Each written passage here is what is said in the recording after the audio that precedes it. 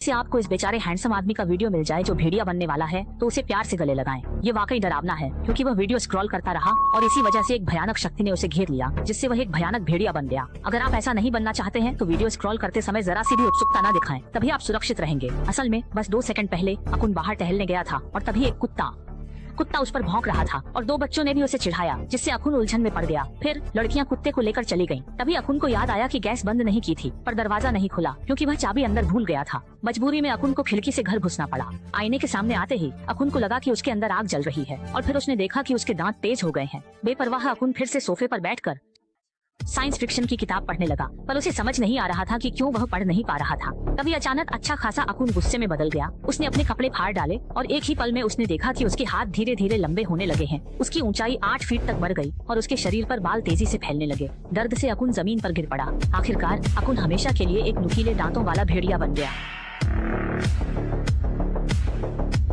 लड़की बाथरूम में ब्रश कर रही थी तभी एक पतंगा उसके टूथब्रश पर आ गया। वह तौलिए से चेहरा पोंछ रही थी इसलिए उसने यह अजीब घटना नहीं देखी और टूथब्रश मुंह में डाल दिया, यह जाने बिना कि पतंगा उसके सिर पर बैठा है। अचानक अलमारी से अजीब आवाज आई।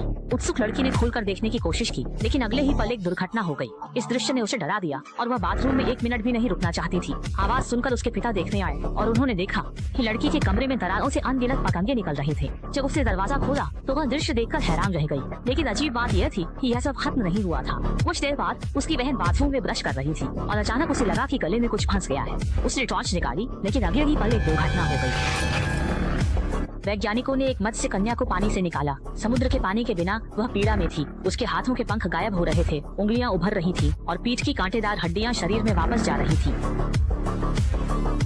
मत्स्य कन्या की पूंछ भी बदलने लगी थी। जल्द ही 2 छोटे पैरों में बदल गई। समुद्र के पानी के बिना वह पूरी तरह से मानव बन गई थी। तभी वैज्ञानिकों को एक पागलपन भरी योजना सूझी, मत्स्य कन्या के जीन को मानव जीन के साथ मिलाना। जल्द ही मत्स्य कन्या का पेट बढ़ने लगा था। केवल 2 दिनों के अंदर उसे असहनीय दर्द महसूस होने लगा। जब प्रसव निकट था तो एक समूह ने उसकी मदद की थी।